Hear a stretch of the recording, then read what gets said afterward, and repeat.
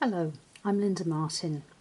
I'd like to take you through the early stages of marking up an egg ready to use for a casket design. I'm going to be using the gem egg marker, which is a very easy, accurate device to use. Now I've already removed two of the small inserts which sit between the two end plates, and I've left in the larger ones because I'm going to be working with a goose egg. So first of all, I'm going to push apart the two end plates.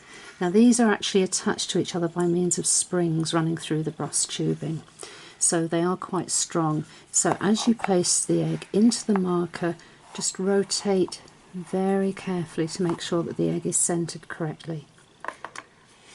Now the next stage is to flip the marker over onto its side, and you'll see that there's a little hole here at the 3 o'clock position.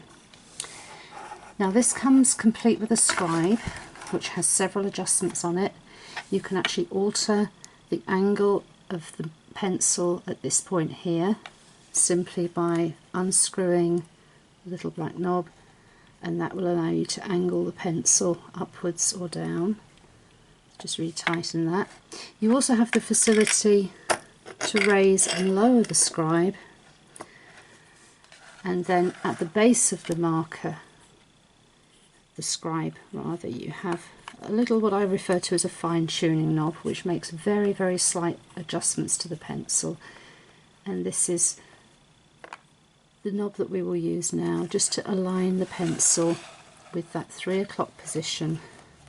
So I'll just drop that down a tiny bit, and then as I come in towards the marker, I'm just going to turn that little knob at the bottom until that is centered correctly. Now just to double check everything is accurate, I'll just make a little pencil line on the marker.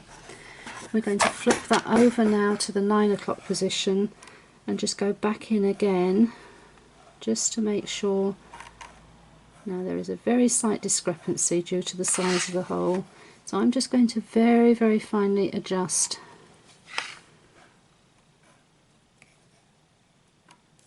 Just take that a tad down, that should be fine now. Okay, so that is actually my halfway point on the egg, and if I draw a line at that halfway point, I'm going to bisect the egg completely in half.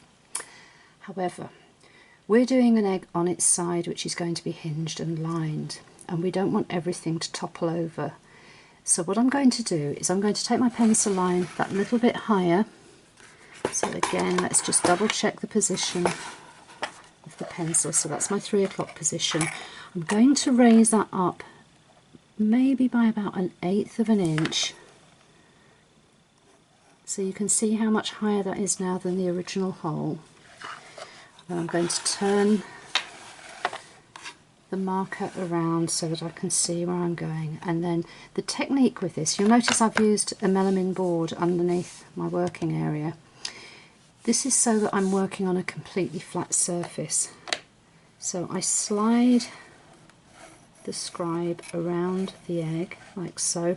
It's important not to push. If you push, sometimes you get a skid, particularly if you're higher up on the egg. We'll just turn that around now and mark the ends.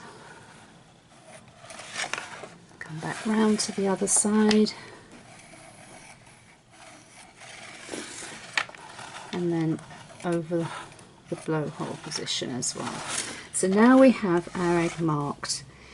Now this is something, when you put lots of decoration on the top of an egg, it adds to the overall weight. So this is why I've reduced the depth of the top section. Makes life a lot easier. Also, when you hinge an egg, it's important that you get the hinge exactly in the middle of the egg.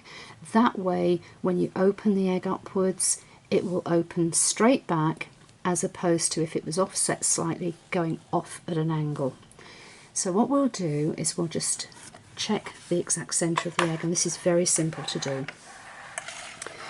We're going to drop the pencil a little way down the scribe, and then we're going to guess at where we think the halfway mark is and just make a tiny pencil mark there.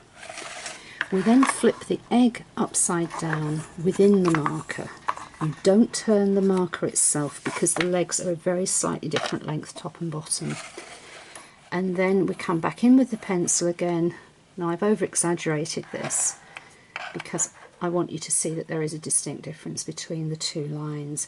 So what I'm now going to do is adjust my pencil position, and I'm going to position it in the centre of those two lines, and then just go in with a third line, and that will be my hinge position. Let's just mark it on the other side of the egg, just in case you decide that you want the pointed end of the egg facing a different way. And that's it. That's your simple, very basic marking. So you have your egg marked in half, top half, or almost in half, the top section slightly shallower so that it doesn't overbalance when you open it up, and your hinge position, there you can see more clearly where I've done the two lines and then centred the hinge position in the middle. And that's now ready for cutting, which is the next stage.